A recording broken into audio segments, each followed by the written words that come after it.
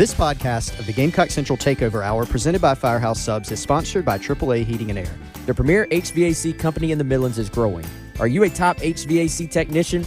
AAA Heating and Air is looking for dedicated applicants to fill their fast-growing service department with top-notch HVAC technicians. If you're the best, then they want you. If you're ready to stop working and start a career, you can earn up to $100,000 plus a year at AAA Heating and Air. Quality candidates will have at least 2 years experience and a good driving record. Benefits include top industry salaries, commission on service and unit sales, set call limits, company-provided take-home vehicle and gas card, company-provided cell phone and tablet, health, dental, and vision benefits, 401k retirement plan with company match, and scaled PTO based on length of service. Contact Roy and Dana Finley at 803-677-1500 or check out their job postings on Facebook or ZipRecruiter.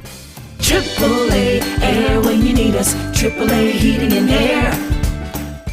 Takeover Hour with Chris Clark, Wes Mitchell, and Tyler Head on your home of the Gamecocks in Columbia. 107.5 The Game on 100.3 The Game in Myrtle Beach and 100.5 The Game in Florence.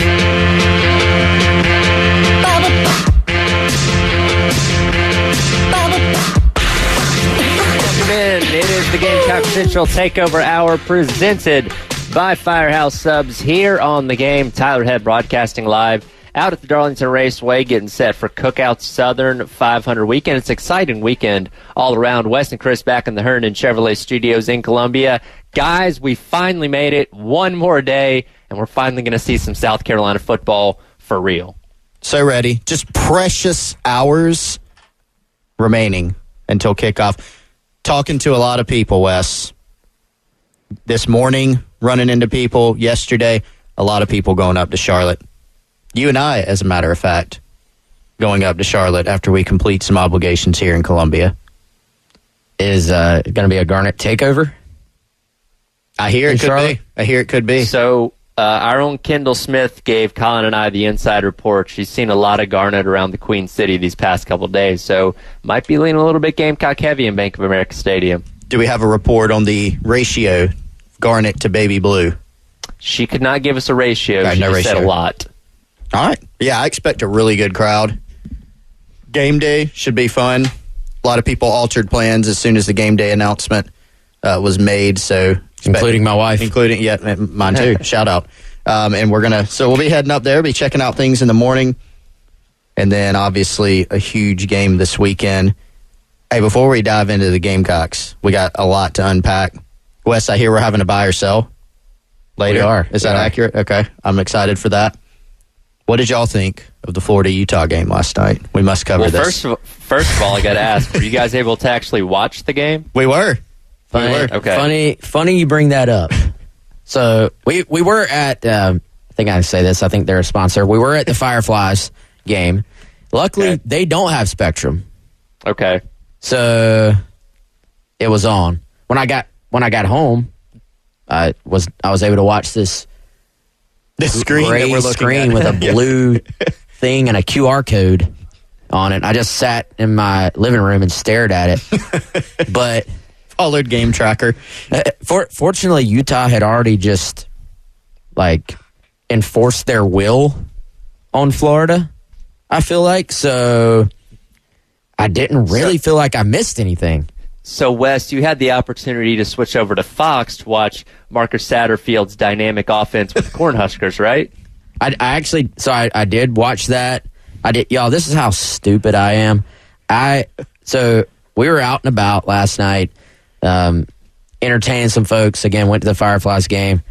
I was so wired when I got home. I ended up watching the entire Braves-Dodgers game. That started at 10:10 Eastern. I was asleep when it started. First pitch, I was out. And I did watch the end. I mean, I actually, frankly, felt awful for Nebraska fans because they do show up and they show out. And I was like, Nebraska, this is not pretty, but Nebraska's going to win this game in the first, the opening of the Matt Rule era. And, man, it was not to be. That felt to me like a typical week one new coaching staff on one team type game where it's just very low scoring, kind of ugly, And, you know, I don't know. I'll give Minnesota credit, though, man. They made the plays late. Like, they made the big plays to win the game, and then obviously got a big field goal as well. Man, I'll tell you, so back to the Florida game. I told y'all I'm not high on them, right? Now, they might go 11-1. Maybe they win every other game. Am I going on a limb and say they're not? I don't know about that. Yeah, I don't think so either. I would say the odds are very low, but they're not very good. And I think exactly what we anticipated. The quarterback play was not very good. They finally scored a touchdown late. It was more of a great one-on-one play by Caleb Douglas, the receiver, that got them that touchdown. But you just saw so many errors. And here's one, Wes, special teams, and they actually had the exact same mishap that Pete Limbo talked about the other day. The double numbers. The old double number. They had 2 number 3s on the field at the same time, gave Utah. They had 4th and 3. They ended up getting a free first down because of that. And there were other mishaps. I mean, they had a short field goal they missed. There were some problems here. It looked messy. It looked disorganized. This is not a first-year coaching staff, right? And so the Florida fans are none too happy with this. But yeah, Pete Limbo's warned about this. I did see someone on Twitter, by the way, and I can call this person out because I have no dog in the fight. It's a Florida fan. Just don't give people double numbers. That was the solution. It's on the coaching staff for having. It's like, well, there's over 100 guys on a football team.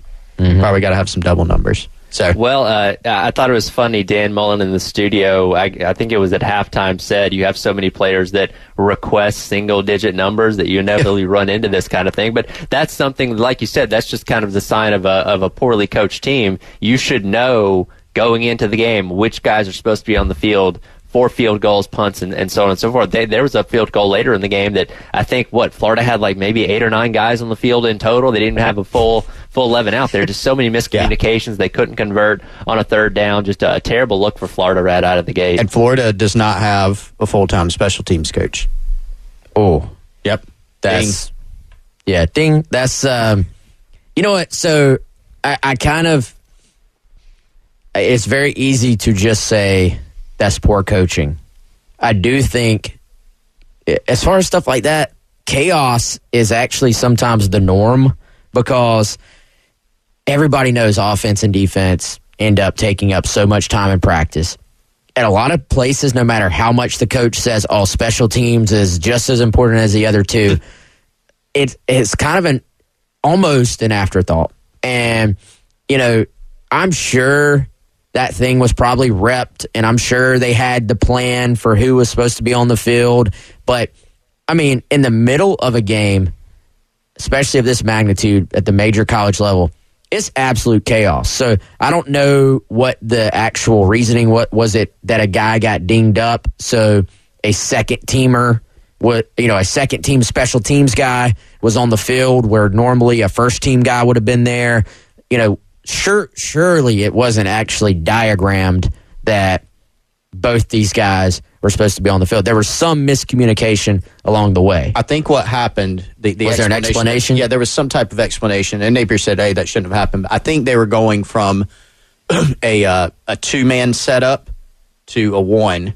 And so in the course of kind of changing up their play, they left both guys on the field and didn't communicate to the other one to get off the field. So you ended up having 2 number 3s on the field, 1 DB, 1 wide receiver. Yeah, and I think it was just a reminder, especially with the limitations of your practice time in college football, stuff like this is going to happen. Even the best coach teams, stuff like this is going to happen. But I think also, to me, that reiterates how nice it is for South Carolina to have a guy like Pete Limbo who is elite of the elite. And, and even he'll tell you, if he was sitting here right now, his special teams aren't perfect. They're gonna have mistakes as well. I think the key is, can you minimize your mistakes? And over time, if you minimize those mistakes, you're going to come out ahead. But this, nobody wants to be the coach who has one of these type unforced errors in a national, sort of prominent game, and it being something that really affects your ability to win or lose the game. Well, and And I think you look at those two games last night, week one games for both these teams, so we can apply this to what we're going to see tomorrow, or just the kind of the matchups they're in tomorrow. Both the teams that lost last night looked kind of sloppy. They looked, week one, they looked disorganized. And so a lot of times in week one, I mean, Nebraska's not a finished product, right? Florida's not a finished product. Maybe they play better. I think there are some signs, some poor signs there for both teams. And win or lose, what we see tomorrow isn't going to completely define South Carolina's season. We've seen that movie, right? I mean, just take the past 2 years. It's been kind of a week-to-week roller coaster at times. And so South Carolina, you're trying to find consistency over the course of an entire season. You got to do that immediately tomorrow, because this North Carolina team they're going to play, if you leave the game and South Carolina's made the most mistakes, South Carolina probably loses. You just look at Nebraska. 3 picks last night, right? Minnesota had 55 rushing yards and won the football game because of 3 interceptions. You look at what Florida did. They had too many miscues to win that game. And so you got to be ready to play tomorrow. And so I think that's a big part of week one, is just who has the kinks the most worked out when they step on the field. Absolutely. We'll continue to look into the Gamecocks as today's edition of the Gamecock Central Takeover Hour rolls on. Real quick, though, before we jump into all the Gamecock stuff, news of the day, ACC officially adding Stanford, Cal, and SMU starting next year. Look, we knew this was most likely going to happen. It's been rumored for a while now. They had a meeting scheduled earlier in the week. They had to move because of the tragedy up there in Chapel Hill with the shooting. But this has finally been made official, and another domino in the conference realignment falls for 2024. I mean, I just think it's sad. The Pac-12, by all intents and purposes, is no more, because pretty much every single major program, major school that was a part of the Pac-12 has left to head elsewhere. So it's kind of disintegrated before our very eyes. Probably a ESPN 30 for 30 background on all the different reasons. I probably can't speak to many of them, but I'm sad. Obviously, if you're sitting out here in Columbia, you're happy to be in a conference that it's kind of leading the way. But it just goes to show you, if you kind of rest on what you've done before, then these other conferences are going to come in and be aggressive and kind of eat you alive. Yeah, I mean, Elena Valter, by the way, is she not one of the best pitchers in ACC history for softball? Those jokes are going around a lot. Marshawn Lloyd. Hey, I actually broke the news to her about Stanford joining the ACC last hour. Oh, did you? I did. She didn't know. I missed that part. Yeah, I could see as Tyler was talking about it, the wheels turning, and then the sort of like, oh my gosh moment. Yeah, got to be a little bit. Think about that. She just finished an entire career playing in the Pac-12. And now, again, by all intents and purposes, the Pac-12 is no more. I know, it's insane. And this year, and I was talking about this with Colin earlier, obviously, so much to focus on in 2024 with 12-team playoff and all this realignment. But I hope we all kind of really appreciate what we're seeing in 2023 in college football and college sports as a whole, because it truly is kind of the end of the era in a lot of different respects.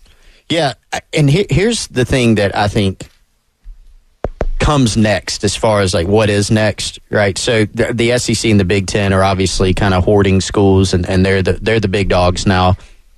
So what happens with a Clemson? What happens with a Florida State? We know Clemson's been a little bit more behind the scenes in what they've been looking to do. They've certainly had conversations and have been, I guess lobbying would be the best way to put it. Florida State has been lobbying behind the scenes and very publicly, but so far, those teams remain in the ACC, and the ACC, in probably an effort for self-preservation to protect itself, they have looked at now adding more programs. So do Clemson and Florida State ultimately look around and say, okay, we don't really love this, but this is our best option? Some people kind of in college athletics, administrators think that. There's this outside notion that, the SEC and the Big Ten, they would love to have Clemson. They would love to have Florida State. Why wouldn't they? But it's not that simple normally. And there hasn't really actually been a lot of traction with that, as it turns out. Not as much as maybe you would think just on a surface level take. So ACC continuing to expand. we'll see what that means for them. But the SEC, if you're a South Carolina fan, obviously, and probably are listening to us, you got to be really happy with where you're situated and that you're not in the situation that a lot of these other programs around the country are finding themselves in. Absolutely. We'll dive into the Gamecocks and the Tar Heels coming up next. Buy or sell as we get set for week number 1 tomorrow night. You're listening to the Gamecock Central Takeover Hour presented by Firehouse Subs here on the game.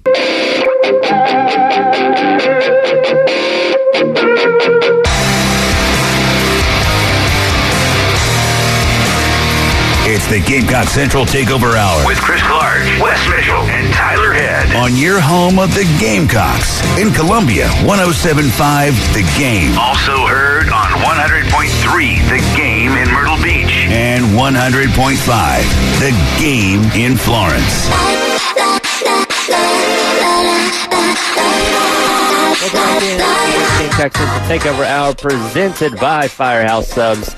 Here on the game, Tyler Head broadcasting live from the Darlington Raceway ahead of this weekend's Cookout Southern 500 that does get the NASCAR playoffs rolling. Real quick, want to thank our friends over at Schroeder's Towing for allowing myself, Bill, Preston, and Jen to be out here this morning.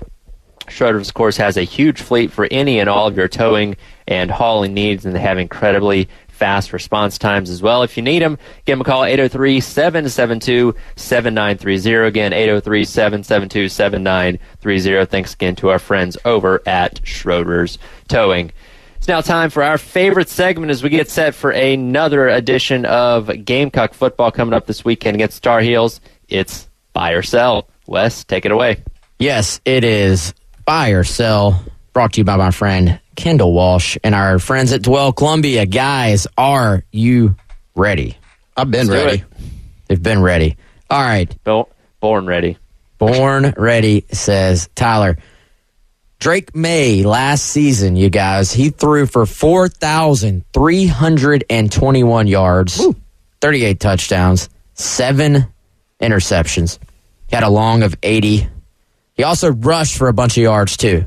We're going to stick to the throwing game for this first one. So if you average that out over the 14 games, that was an average of 309 yards passing per game last year for Drake May. So we're going to use that as our baseline. Buy or sell. Drake May throws for 309 yards or more Saturday night in Charlotte. Chris Clark, you are up first. 309, not 300. 309. That was his average last year.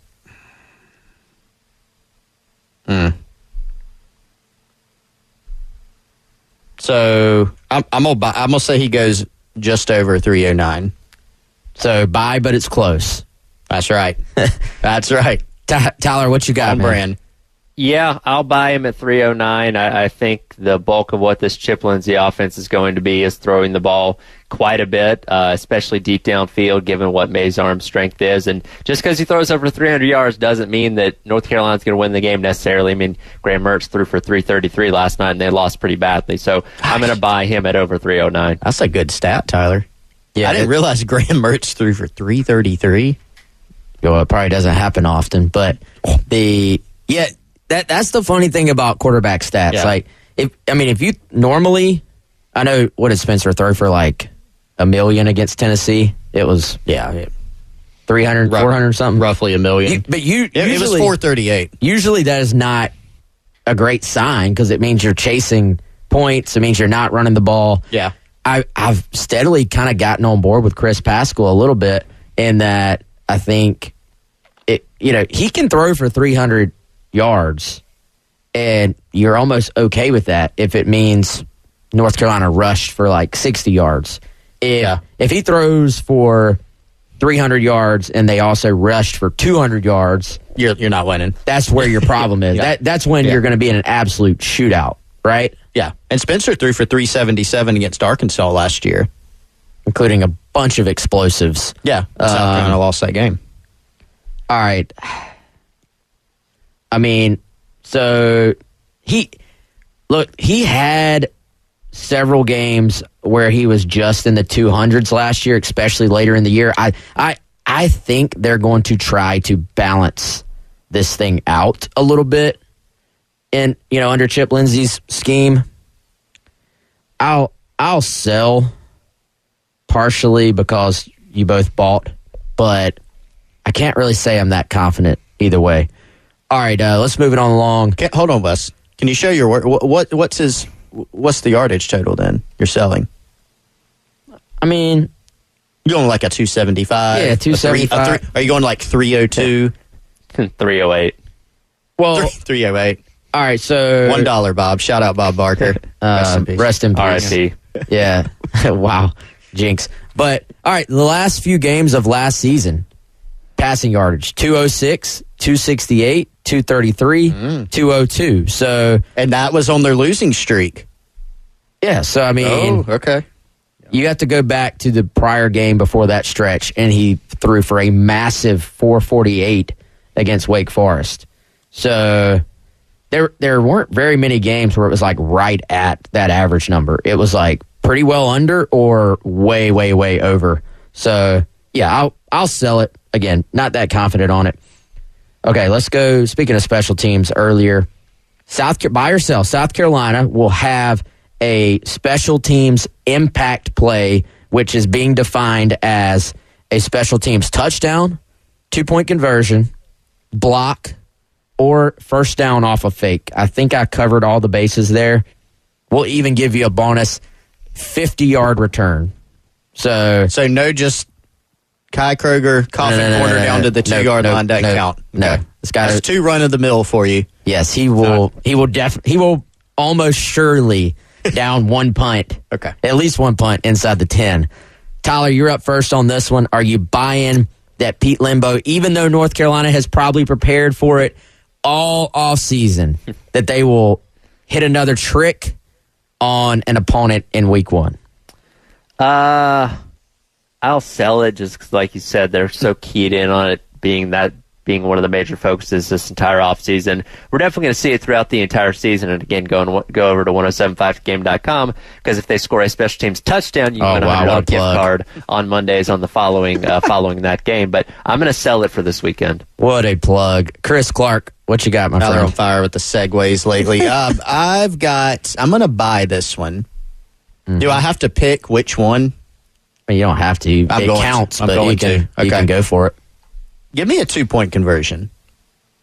So a little bit of like the safer. Like I think they might just line up at some point, get a look that they like, and put in the call and say we're going for 2. Maybe it's 8-7. Maybe it's 15-0, like we saw in the last game. Whatever it may be, I'm gonna say they go for a 2-point conversion. So I'll buy it. Okay, I'm buying as well. Limbo will have something up his sleeve. Always. As soon as you think there's no way they can catch him off guard, they come up with something new. So I'll buy. All right, third one. South Carolina will have a 100-yard rusher in this game. That's a good one. Buy or sell. Tyler or Chris, you need time to think? Or are you ready? Whichever one of you has. No. Chris is ready. All right, Chris, you go first on this one. Buy. I'm going to buy it. Ooh. Almost against my gut. Yeah? But I think I'm going to buy it. I'm going to carry on Joyner. Just eclipses that. But it's close. You can give me like a 107. 107.5. There you go. In Columbia, Myrtle Beach, and Florence. Yeah, right. I'm gonna be hesitant on this one. I'm gonna go with sell. I think DeCarrion certainly capable of getting up there in the 70 to 80 yard range, but I think there's gonna be a lot of split carries here. I just don't know if anybody's gonna have quite enough to eclipse 100.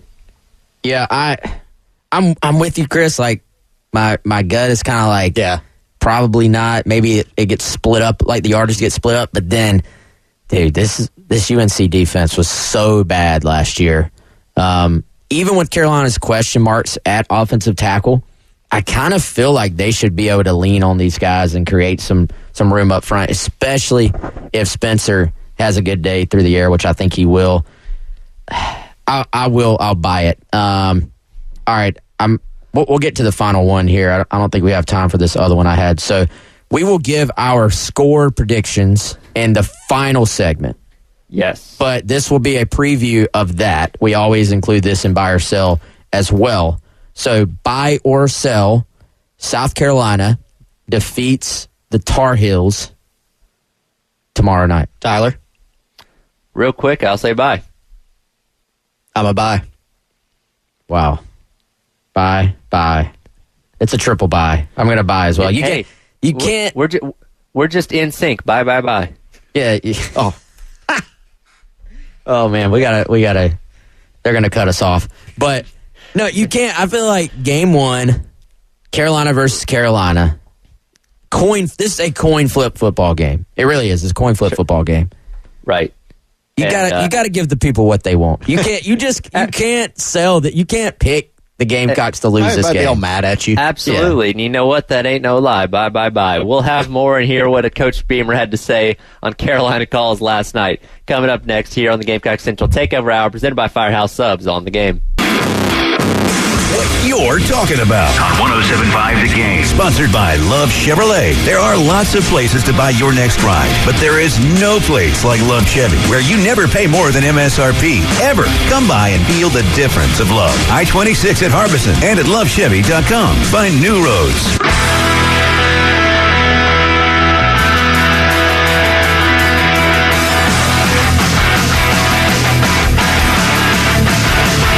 You're talking about. Sponsored by Love Chevrolet. On your home of the Gamecocks. In Columbia, 107.5 The Game. Also heard on 100.3 The Game in Myrtle Beach. And 100.5 The Game in Florence. We are in fantastic shape. Yes. 3 guys won't play. JT Gear, Connor Cox will not play, and then Bam Scott won't be able to play. Should have those guys back next week. I know everybody's waiting to hear what I'm going to say about Juice Wells and Nicholas Harbor, and they are full go, ready to play. Had them. That's what I said. They had a fantastic week of practice, and they couldn't be more excited about playing. And credit to them, credit to Clint Haggard and our training staff, Chip Morton, who works in our strength and conditioning and works with rehab with our guys, Josh Fike in our training room. Fantastic job getting those guys ready to play in a short period of time. So they look great in practice this week, and they feel great. Looking forward to watching them Saturday night. Welcome back in. Gamecock Central Takeover Hour presented by Firehouse Subs. Tyler West and Chris along with you this morning. I'm broadcasting live out at the Darlington Raceway ahead of Sunday's Cookout Southern 500. That was the sound of Coach Beamer last night on Carolina Calls. Final time we're going to get to hear from him ahead of Saturday night's game, giving us news that so many people have been waiting for. Juice Wells and Nicholas Harbor, a full go for Saturday night. And guys, I know you two are tired of answering the speculation about what was going to happen with these two guys in particular, but a lot of guys that were dealing with some nagging injuries through camp. Yeah, I mean, that's the nature of football. I do think it always is interesting. Everybody gets a little upset. Says, man, why do we have so many injuries? Well, it's a very physical game, physical camp, and it's going to happen. I'm a little bit, honestly, personally disappointed we don't get to see the debut of JT Gear. I think he's got a great place among this roster. Chris, we've talked about him and the fact that he's got multiple years ahead. This is not a one-and-done transfer situation for him, but I'm hoping that won't be something that lingers for him, that it's more of a short-term thing, because I think he's going to play a big role on this team. And then, Bam Martin Scott, he is not like that marquee name for a lot of fans, but plays a pretty prominent role in special teams, plays a fairly prominent role, or he has the last couple of years as a reserve linebacker. He's a guy that gets on the field quite a bit if they do go to 3 linebacker sets. And so that's kind of low-key a couple of guys that I'm sure they would love to have on the field. But obviously Gamecock fans have definitely been tuned in to Juice Watch and Harbor Watch. Well, and here's the good news at linebacker, and I made this point yesterday. You remember a couple years ago, you kind of had your top 3 at linebacker, and it was Sherrod Green, Brad Johnson, and Damani Staley. Sherrod goes down with an injury early against Georgia, and now you're basically playing 2. And Wes, you remember how many snaps those guys played during the course of the season? So you have more of a rotation, we think, this year with Stone Blanton, Debo Williams. You have Mo Kaba, who's kind of that. We've used this terminology for a couple different guys this offseason. Kind of a third starter there. I mean, Debo's earned that spot. Stone's earned that spot. But so is Mo. And getting back from that knee, he seems to be healthy. You've got Pup Howard, who's a true freshman, but has worked himself in there. He's on the depth chart. And I think Bam, if he had been more healthy during camp, probably does make the depth chart. And so that does cut into your experience a little bit. It cuts into your special teams. It cuts into your depth a little bit. But I don't think it's as hurtful as it would have been maybe a couple years ago, maybe last year, as we saw when Kaba went down. JT Gear's a really interesting one to me. So he was kind of battling with Tyreek Johnson to be a starter. And it was Tyreek, JT Gear, and Terrell Dawkins as oars on the depth chart. And a big reason for that, two reasons really. One, it was a battle during preseason. Two, all three of those guys had spent time in blue jerseys, banged up to various degrees in preseason camp. So that one to me might be a bigger deal for game one, especially with all the questions that you've got at the edge position. Does this mean that Drew Tuazama gets in the game a little bit more, Wes? I think that is a question worth asking. And this one cuts into your depth a little bit. Hey, if JT Gear was healthy, he may have been the starter for this game. So I think if you're kind of ranking those two, that the JT Gear one's a little bit of a bigger deal to me. Yeah, I agree, man. I think, again, he was a guy that I was looking forward to getting a look at. I liked what we saw in minimal viewing windows, and I liked him sort of coming out of Syracuse as well. I know you liked him as a prospect out of high school. So he certainly will have his chance, hopefully, once he gets healthy, of making an impact on this team and will be a guy in that rotation. It does sort of, once again, bring the question to my mind of what are the chances we see them mix Tonka in as kind of that outside defensive end edge spot. Particularly, man, I just keep it really has not been talked about much, you notice, by the staff. At least publicly, I'm talking about like press conferences and stuff. If TJ Sanders is basically a third starter at defensive tackle, and you have these guys banged up at one of those edge/end spots, then it just makes a lot of sense to me. So complete speculation, but I just wonder if that's the direction they end up going. And I also, Wes, Tonka is one of the better pass rushers on the team. I mean, just go back and watch last season on the interior. He would split a couple guys, beat a third. I mean, honestly, he faced double teams, 3 guys at a time, and I think what he did was still underrated. I thought, again, I've gone on record, I thought he was the most disruptive defensive lineman on the team last year, and that's even with Zach Pickens, playing right now for the Chicago Bears and playing well by all accounts.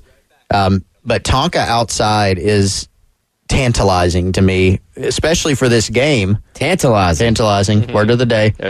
There you go. Because, I think, look, what's another area of concern going into this game? It's stopping the run, not only for this game, but really the purposes of the whole season. Tonka gives them experience. He gives them size. He's technically sound. So when you think about a lineup of Tonka Hemingway, TJ Sanders, and Boogie all playing beside each other, and then Jordan Strachan, his experience level, I like it. Absolutely. And again, we're just a little over 24 hours away from this game kicking off. Things going to get kicked off coverage-wise here locally on 107.5 The Game in Columbia tomorrow afternoon at 2:30 with Gamecocks Game Day. Myself and Terry Ford broadcasting live from O'Hara's out in Lexington, and then we'll take you up to network coverage at 4:30, which you'll be able to hear also on 100.3 The Game out in Myrtle Beach, leading you up till kickoff. They say 7:30. It'll really be like 7:45. But regardless, whenever the game kicks off, we'll have it for you right here on The Game. We'll come back, wrap up today's edition of the Gamecock Central Takeover Hour presented by Firehouse Subs, give our final thoughts as well as our score predictions for tomorrow night's matchup between the Gamecocks and the Tar Heels. We're right back here on The Game.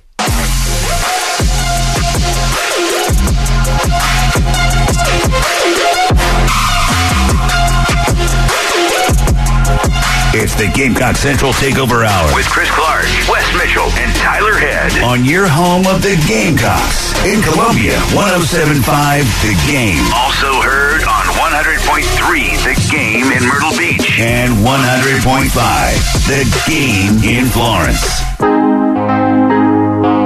Heck no. No disrespect to Duke's Mayo, but one time was enough for me. Great question, Reed. No, I got hammered pretty good. Yeah, it's like concussion does not exactly. So a great memory for sure. But like I said before the bowl game, Todd, if it meant we won the game, they can dump Mayo on me all they want if that means we won. So. Welcome back into the Gamecock Central Takeover Hour, presented by Firehouse Subs. That was Coach Beamer again last night on Carolina Calls. Not too keen on taking another Duke's Mayo bath. Of course, he had that after the last time these two teams squared off in the Duke's Mayo Bowl a couple of seasons ago. I don't think the stakes are quite the same when it comes to the kickoff game up there in Charlotte, but if it meant that the Gamecocks were going to win, I think that Beamer would happily bathe in Mayo again. The actual Mayo bath wasn't a problem as much. I mean, but that thing was heavy, man. That was a big jug of mayonnaise, and it was full, and he got hammered with it. Mac Brown said, didn't Mac Brown say before the game last year, like, I don't have a Mac Brown impression? Yeah, he's got a very distinctive voice. Yeah, they could hit me over the head with a frying pan. Man, we won. That's exactly what I was telling Elijah in the break. I thought that's what he said. It's either in the head or in the face, but either way. But yeah, Beamer getting the Mayo bath. That was hilarious. I feel like that's a story that person who hit him in the head will tell their grandkids one day. Like, I hit Shane Beamer in the head with be one of those things nobody believes, but hey, you can check YouTube. Concussion protocol from getting hit in the head with a giant vat of mayonnaise. Yes, put that on the official injury report. That's right. But again, this last segment here of the Gamecock Central Takeover Hour presented by Firehouse Subs is we are on the cusp. We're at the doorstep, step a little over 24 hours away. And, we talked about it in the buy or sell segment. We're all buying South Carolina, picking up the victory, but a lot of different ways this game could go. Yeah, I think it feels high scoring, right? Like, you look at the two quarterbacks, you look at the question marks, I would say, overall on defense for UNC. You look at the question marks last year, stopping the run on defense for South Carolina, plus replacing Cam Smith and replacing Darius Rush. It feels like there could be an opportunity there for points as well. Generally, though, it's very unpredictable when it comes to week one matchups. Sometimes, especially with offensive line questions for both teams, it can be more low scoring than you expect, or that could mean more turnovers, which then in turn, can be less traditional scoring, but scoring nonetheless. So those are the things I will keep an eye on. How about this matchup? South Carolina's revamped corners against UNC's revamped receiving core that at this point in time will not include Tez Walker. So Marcellus Dial, O.D. Fortune, Keenan Nelson in there at nickel, and then against several guys who are having to replace some ultra productive guys for UNC last year. I think that could be an interesting game within the game. If Clayton White's guys are able to lock down those receivers on the outside, it allows him to feel comfortable once again doing what he did last year, which was playing a lot of man coverage, bringing in an extra linebacker, and not having to get pressure with four guys. So that would be something. If you're in the game and you're not on that TV copy, I would be paying a lot of attention to is South Carolina able to consistently keep up their cornerbacks against North Carolina's wide receivers. And the RPO game in there, too. I mean, game within the game, we could probably have about 37 different things, especially for game one, just because both these teams, come in with so many question marks, so many questions of what is this or that going to look like. But I think, Wes, so the biggest challenges, I think, for me, for each team, for South Carolina, you kind of know more about Chip Lindsey's offense than Gene Chizik, the defensive coordinator for North Carolina, knows about Dowell Loggins' offense as far as what it'll look like. But it's very tough to defend this style of offense if you've got really, really good players. You got a great quarterback in Drake May. The system itself can be tough, and they go tempo if they're moving the chains. They're going to try to run the football. They got a stable of backs. They've got RPO concepts that can be very, very stressing on a defense. Again, I've said before, this is going to be a huge test for South Carolina's linebacking core, a group that's made strides in the offseason, expected to have a better year. This is going to stress them because not only are they going to be counted on to just stop the run and help be more productive there, but these RPO type of concepts can be really, really tough when can kind of get you caught in no man's land. UNC, to your point, Wes, they lost Josh Downs. They lost Antoine Green. That was their top 2 receivers from last year. They're apparently not going to have Tez Walker unless something crazy happens. They have some good tight ends. They have some good receivers, but they're all receivers that are looking to kind of take that next step, whereas South Carolina, probably a little bit more known commodity, certainly in Juice Wells and then maybe some of their other guys too. All right, guys, as we wrap up here, putting a bow on this week, the final show of the off season, of talking season, of depth chart season, got to throw out those score predictions. What are we feeling the scoreboard's going to look like at the end of this game tomorrow night? Yeah, that is a great question, Tyler. I already had to give my pick on Gamecock Central. I feel like maybe not quite as high scoring as is being presented out there, but still relatively high scoring. I went South Carolina 31, North Carolina 27. So I've got... Go ahead, Tyler. Go ahead, Chris. No, go ahead, Chris. So there are, again, similarities between these teams with the high-quality quarterbacks, the new offenses, defenses that are looking to take a step forward. I think it is keeping on brand. Close game, 41-38, South Carolina. Well, I guess me and Wes had the exact same score prediction on Gamecock Central because I also went with 31-27. I think there's going to be plenty of opportunities for both these sides to score. I do think with the working out the bugs of new offenses on both sides, I do think there's going to be a few missed opportunities here and there, but it's going to be tight all the way down to the wire. And again, a 4-point game in mine and Wes's mind once it comes down to the end. Yeah, I just copied and pasted your paragraph and score, Tyler. So you caught me. Changed a couple words. Yeah. But yeah, I think it's going to be tight. I don't know a soul who really thinks it's going to be a blowout one way or another. I think most people expect it to be, relatively high scoring, if not an all-out shootout. And you got two teams that I really just think it's a coin flip, and it's a week one. So who really knows? Well, we're finally here. It's been a long off season. We've talked ad nauseum about the offensive line, about the running backs, about everything in between. We're finally going to get some answers tomorrow night. I can't wait. I'm so excited. Yeah, let's do it. I'm pumped. Gamecock Central will be there. Gamecock Nation will be there, I think. If you're in Charlotte and you see us, say what's up. We'll be out and about and just looking forward to it. We finally got here after what seems like a decade of the offseason. Well, y'all be safe heading up to Charlotte tomorrow, and certainly if you're heading up to Charlotte yourself for the game, be safe yourself, and hopefully we're talking about a great Gamecock victory come Monday, Reaction Monday coming up on Labor Day. Certainly excited for that as well, and the full slate of college football coming up this weekend. Thanks so much to Elijah for keeping us on the tracks in the producer studio. A halftime show with Jay and Terry coming up next as Football Friday rolls on here on The Game.